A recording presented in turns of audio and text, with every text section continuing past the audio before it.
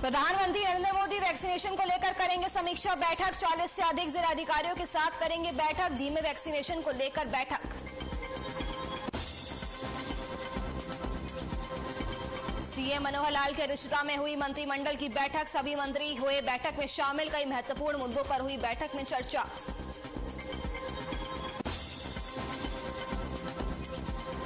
पंचकुला के waste would furniture factory में लगी आग। हरियाणा विधानसभा के अध्यक्ष ज्ञानचंद गुप्ता ने नुकसान का लिया जायजा। मृतक के परिजनों को मदद का दिया भरोसा। हरियाणा में 24 घंटे में कोरोना के 11 नए मरीज मिले। 15 लोग हुए कोरोना से ठीक। कोरोना के चलते किसी की नहीं हुई मौत।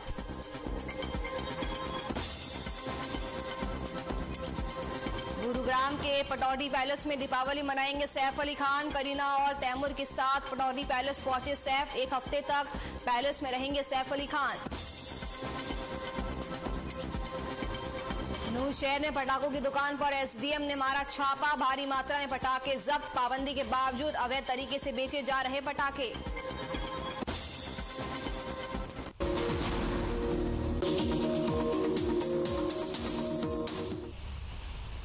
नमस्कार, हर खबर हरियाणा देख रहे हैं आप। मैं हूं आपके साथ नुपुर सक्सेना। रुक करते हैं खबरों की ओर। पीएम मोदी विदेश दौरे से लौटने के बाद आज दोपहर 12 बजे टीकाकरण को लेकर एक समीक्षा बैठक करेंगे, जिसमें 40 जिलों के जिलाधिकारियों से पीएम मोदी बात करने वाले हैं। और इन जिलों में झारखंड, मणिपुर, नागालैंड, अरुणाचल प्रदेश, महाराष्ट्र, मेघालय और अन्य राज्यों के जिलों के डीएम शामिल होंगे। इस दौरान इन सभी राज्यों के सीएम भी मौजूद रहेंगे। माना जा रहा है कि इस बैठक में जिलों में टीकाकरण अभियान में तेजी लाने की रणनीति पर चर्चा की जाएगी।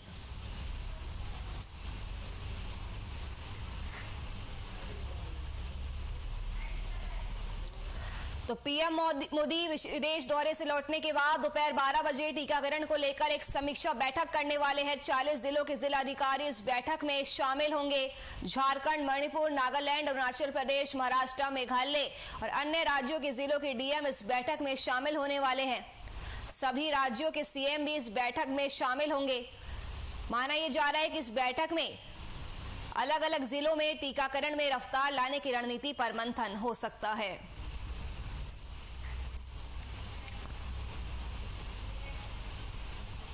हरियाणा के मुख्यमंत्री मनोहर लाल की अध्यक्षता में मंत्रिमंडल की बैठक हुई, जिसमें हरियाणा सरकार के प्रशासनिक सुधार विभाग की स्टाफ निरीक्षण इकाई की ओर से किए जा रहे कार्य मूल्यांकन के कार्यों को और सुचारू बनाने के लिए प्रयासों के तहत राज्य के सभी सरकारी कार्यालयों के लिए सहायक और शाखा के कार्य मूल्यांकन के लिए कार्य मूल्यांकन मानदंड और स्टाफिंग नीति सृजित करने के एक प्रस्ताव को मंजूरी प्रदान करने के अलावा और भी कई अहम मुद्दों को मंजूरी प्रदान की गई।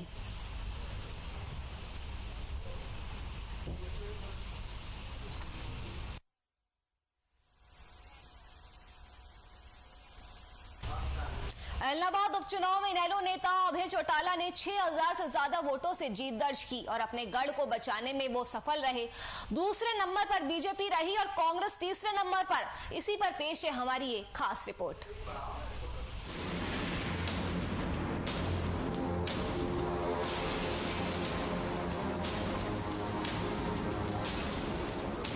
इलाहाबाद विधानसभा सीट पर हुए उपचुनाव में इनेलो ने अपना वर्चस्व कायम रखा।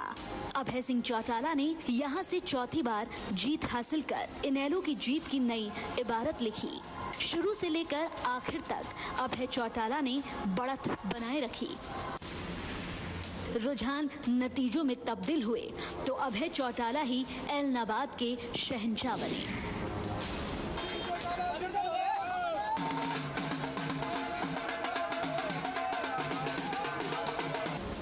इनेलो के लिए ये जीत बहुत जरूरी थी, क्योंकि अभय के इस सीट से इस्तीफा देने के बाद उसका विधानसभा में एक भी विधायक नहीं था और अभय चौटाला की हार होती तो पार्टी के लिए मुश्किलें खड़ी हो जाती।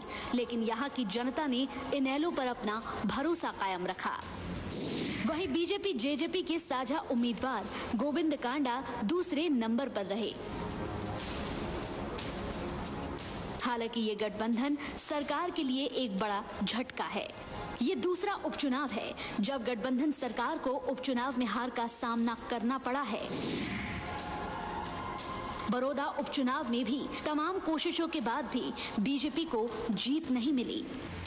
कांग्रेस के उम्मीदवार पवन बेनीवाल तीसरे नंबर पर रहे। कांग्रेस कृषि कानूनों और किसानों का समर्थन कर रही है। कांग्रेस को उम्मीद थी कि उसे इसका लाभ मिल सकता है, लेकिन ऐलनाबाद की जनता ने कांग्रेस को पूरी तरह से नकार दिया। ऐलनाबाद उपचुनाव के नतीजों से जहां इनेलो को संजीवनी मिली है, वहीं गठबंधन सरकार के लिए अलार्मिंग सिचुएशन है। अब विपक्षी दलों को ये कहने का मौका मिल जाएगा कि ये किसानों की जीत है, क्योंकि किसान कृषि कानूनों का विरोध कर रहे हैं और सरकार से इसे लेकर नाराज भी हैं।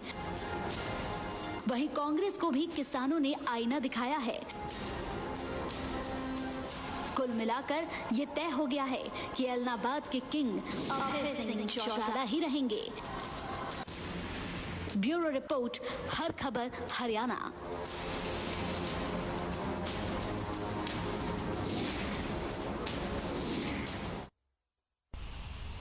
ऐलनाबाद उपचुनाव जीतने के बाद अभय सिंह चौटाला ने सभी का आभार जताया। अभय ने कहा कि उन्होंने कृषि कानूनों को रद्द करने की मांग को लेकर आंदोलन कर रहे किसानों के लिए विधायक पद से इस्तीफा दिया था।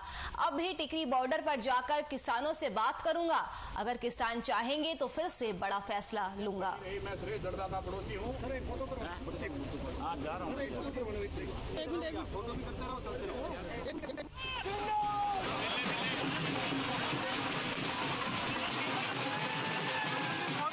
आज जो बीजेपी, जेजेपी और कांग्रेस तीनों जो मिलकर चुनाव लड़ रही थी, और उसी का नतीजा है कि कांग्रेस की जमानत जब्त हुई है, जिसके 35,000 वोट आए थे पिछली बार। इस बार उसकी जमानत जब्त है। इसका मतलब है ये तीनों मिलकर के चुनाव लड़ रहे थे और ये तीनों मिलकर के कहीं ना कहीं इस देश के किसान आंदोलन को कमजोर करना चाहते थे। उस आंदोलन को कहीं बदनाम करना चाहते थे, लेकिन लोगों ने इनकी मंशा पे पानी फेर दिया और तीनों के मिलने के बावजूद यहाँ सरकार को, कांग्रेस को, इसको जेजेपी को सबक सिखाया।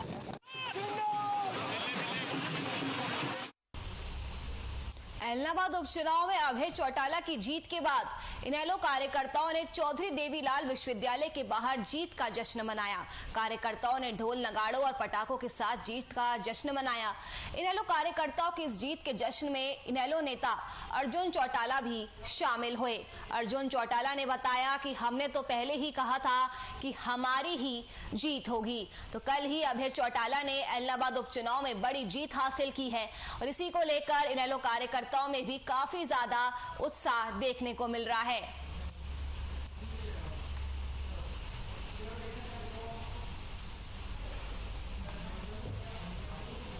तो तस्वीरें आपकी टीवी स्क्रीन पर है, आप देख सकते हैं इनेलो कार्यकर्ताओं में किस तरह से जोश और उत्साह देखने को मिला। उनका कहना है कि वो पहले से ही आश्वस्त थे कि अभय चौटाला की ही जीत होगी।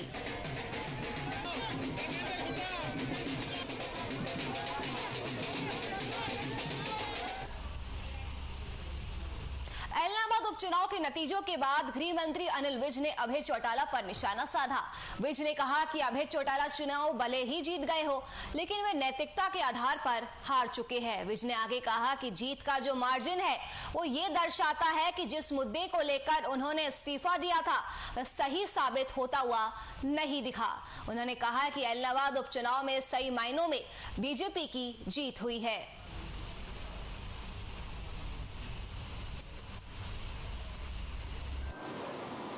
तो उनकी वोटें भी बढ़नी, चाहे अभय चौटाला चुनाव जीत रहे हैं, पर नैतिकता के आधार पर वो चुनाव हार गए हैं। जिस मुद्दे को लेकर उन्होंने त्याग पत्र दिया और दोबारा चुनाव लड़ा, अगर उस मुद्दे में दम होता तो उनकी वोटें भी बढ़नी चाहिए थी, उनका मार्जिन भी बढ़ना चाहिए था। उनका मार्जिन पहले से कम हुआ है। ये इस बात को सिद्ध करता है कि लोगों ने उनके मुद्दे को पूरी तरह से नकार दिया है और कांग्रेस पार्टी जो सारे देश में आग लगाने का काम कर रही, उसको भी अपनी हैसियत ऐलनाबाद के लोगों ने। अगली खबर पंचकुला से सामने आ रही है, जहां पर विधानसभा अध्यक्ष ज्ञानचंद गुप्ता पहुंचे। उन्होंने आग से हुई नुकसान का जायजा लिया। आपको बता दें कि पंचकुला के औद्योगिक क्षेत्र फेज 2 में पहुंचकर हरियाणा विधानसभा अध्यक्ष ने वेस्टवुड फर्नीचर फैक्ट्री में आग लगने से हुए नुकसान का जायजा लिया। वही घटना पर दुख जताते हुए विधानसभा अध्यक्ष ने कहा कि हादसे में मारे गए लोगों की भरपाई नहीं की जा सकती। उन्होंने आश्वासन दिया कि मृतकों के परिजनों की हर संभव मदद की जाएगी। इस दौरान ज्ञानचंद गुप्ता ने डिस्ट्रिक्ट फायर ऑफिसर तरसेम को निर्देश दिए कि औद्योगिक क्षेत्र फेज 2 में यदि हाइड्रेंट की व्यवस्था है तो उसकी जांच की जाए कि वह चालू स्थिति में है भी या नहीं, और वहां हाइड्रेंट की व्यवस्था नहीं है तो इसका एक प्रस्ताव बनाकर भिजवाया जाए ताकि इसकी व्यवस्था आगे के लिए की जा सके।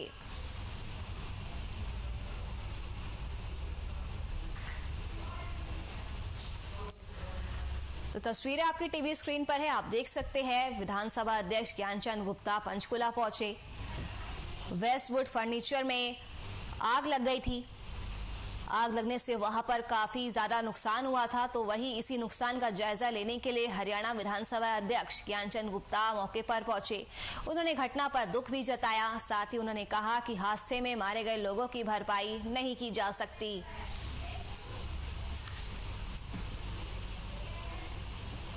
चलिए रुकेंगे छोटे से ब्रेक के लिए, जल्द हाजिर होंगे, कहीं मत जाइएगा।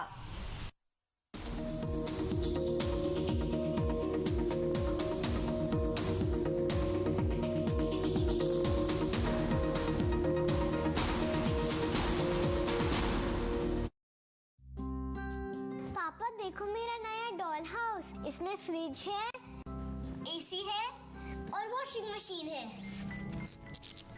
पापा कोई भी एमसीबी लगाने से ऐसा आपके घर के साथ भी हो सकता है, इसीलिए लगाएं सिर्फ माइक्रोटेक एमसीबी और आरसीसीबी जो आपको बचाएं शॉर्ट सर्किट, ओवरलोड और शॉक से। Microtek MCB, taking safety to the next level. Hey mom, hey, look, I can download a song really fast. I can make dosas faster. Must be joking.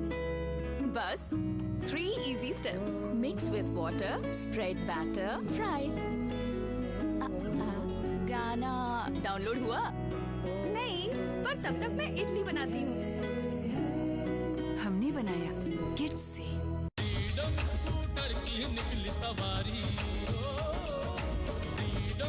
आजादी की नई उमंग उकाया freedom के संग 11 करोड़ से भी ज्यादा भारतीयों का भरोसा। उकाया इलेक्ट्रिक व्हीकल। पंजाब है जसप्रीत का ठिकाना, मुंबई है आदर्श का आशियाना, केरल का गोविंदन निवासी, कोलकाता में जन्मे है काशी। हर हिंदुस्तानी की शान, ARB बियरिंग्स जोड़े सारा हिंदुस्तान।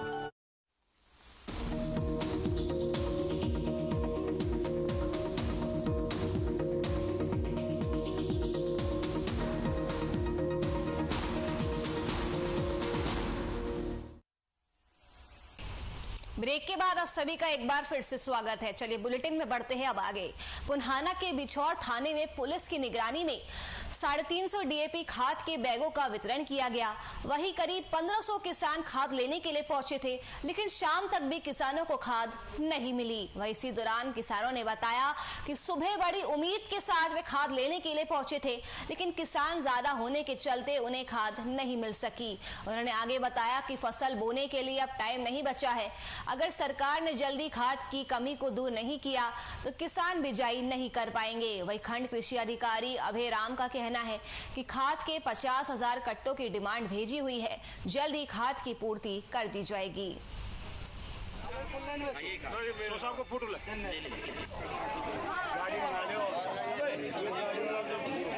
थाने में कट्टा बट रहे भैया, थाने में 300 कट्टा आए हैं बस मात्र। और आप देख सकते हो भीड़ कहां से कहां तक लंबी कतार लगी हुई है। कट्टा खाद की इतनी शॉर्टेज है, किसान इतने परेशान हैं और भो के भरा के खेत सूख रहे हैं, भरे भराए खेत भी। तो कहाँ से लोग आए हैं कट्टे लेने के लिए? ये सिंगार से, इंदाने से, मडियाकी से, झारोकड़ी से, नई से, तिरवाड़े से, वो सारे गांव कम से कम 50 गांव के आदमी आए पड़े हैं और 300 कट्टे आए हैं। बताओ कैसे पूर्ति होगी? कट्टा का वितरण फिलहाल ये इंदाना चौकी है जो बिछोर चौकी में हो रहा है। 350 कट्टे आए हुए हैं, 2-2 कट्टे सभी को दे रहे हैं। जैसी भीड़ कम होगी या ज्यादा होगी तो उसमें एक कट्टा भी डिस्ट्रीब्यूट कर सकते हैं। सिंगार में भी हो रहा है, 350 कट्टे ही सिंगार में आए हुए हैं। तो कौन सा खाद DAP आया हुआ है? DAP है, ये DAP है।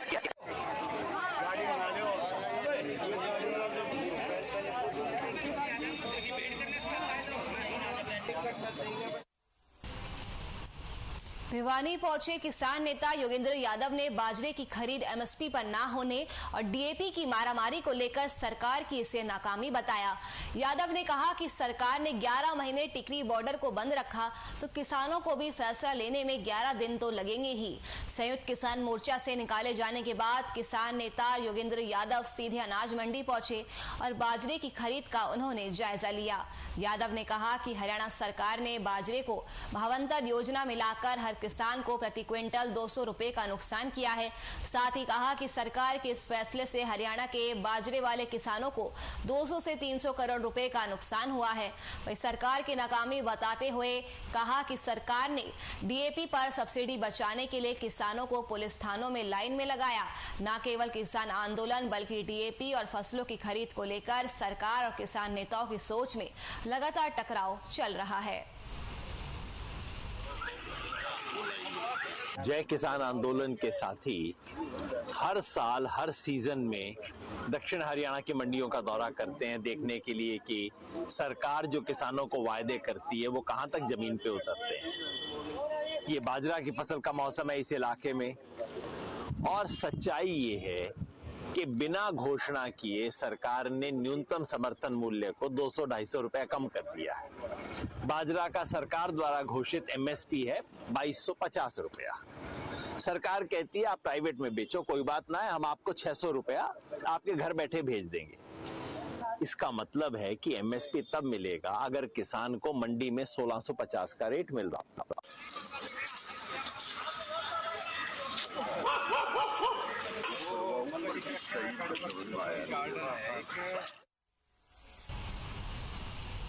भिवानी में दिवाली के पर्व को लेकर पुलिस ने सुरक्षा के सख्त इंतजाम किए हैं।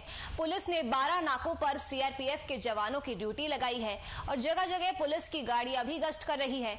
वहीं SP अजीत सिंह ने बताया कि बाजारों में कोई बदमाशी ना करे, इसके लिए पुलिस जगह जगह दूरबीन के जरिए उपद्रवियों पर पैनी नजर बनाए रखी हुई है।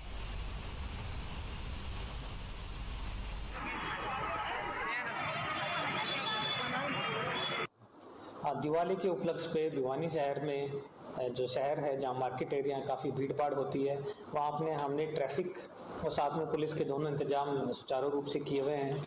लगभग 12 नाके हमने केवल मार्केट एरिया के अंदर जो CRPF की कंपनी आई हुई है उसके लगाए हुए हैं।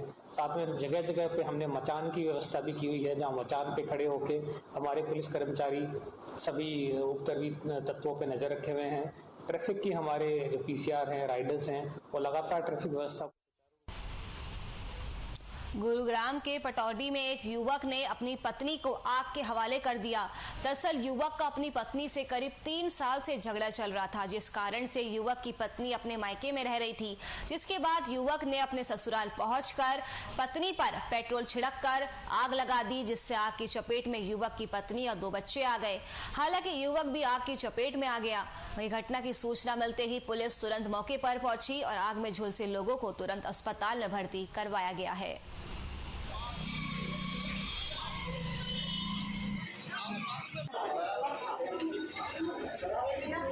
खुद जिसने आग लगाई वो तो खुद ही इंजर्ड है, वह उसके अलावा 3 और इंजर्ड है, जिसमें 2 बच्चे हैं और एक 47 साल का आदमी है। वो जो रिंकू है बोर गांव का, उसका अपनी पत्नी के साथ विवाद चल रहा था। उस बारे में कुछ कहा सुनी होके ये सारा मामला हुआ है, उसके बारे में भी जांच की जाएगी।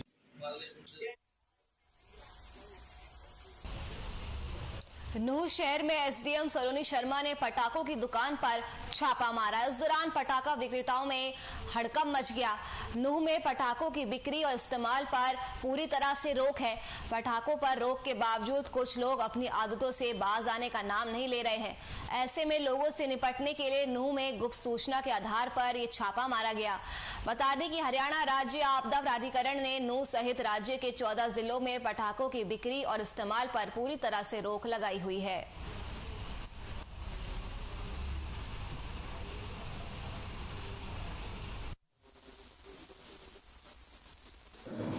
उपायुक्त महोदय के जिला उपायुक्त महोदय के आदेश अनुसार एक सामूहिक टीम गठित की गई थी, जिसमें एसडीएम नूह, उप अधीक्षक अपना डीएसपी श्री सुधीर तनेजा जी और एसएचओ सिटी नूह द्वारा स्टाफ के साथ शहर में औपचारिक निरीक्षण किया गया था। निरीक्षण के दौरान 2 दुकानों पर पटाखे बेचते हुए मिले थे। जब उनको चेक किया,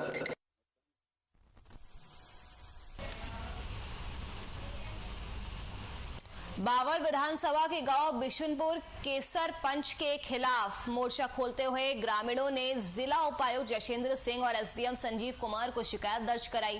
साथ ही सरपंच के खिलाफ कानूनी कार्रवाई करने की मांग भी की है।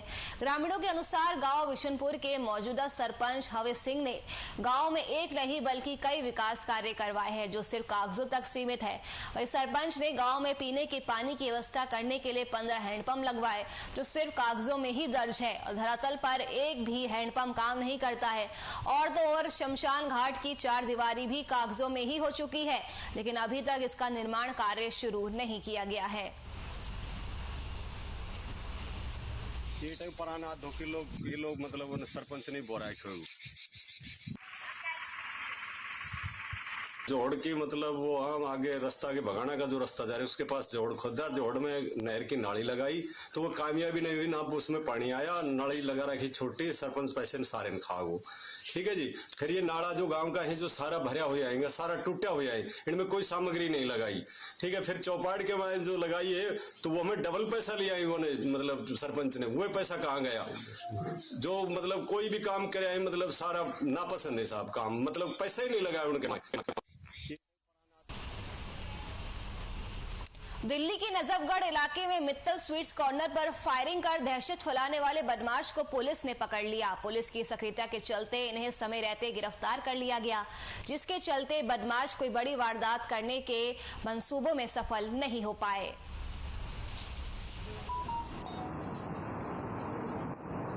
कि हमारे पास परसों रात को डायल 112 पे कॉल प्राप्त हुई थी कि गुरुकुल है जो जज्जर के अंदर, यहाँ पे 2 संदिग्ध लड़के आए हुए हैं, इनके पास वेपन हो सकते हैं। तो हमारी तुरंत एक्शन विद इन 3 मिनट्स हमारी गाड़ी ERV की वहां पहुंच गई और एक लड़के को तो मौके पे से ही काबू कर लिया था विद वेपन।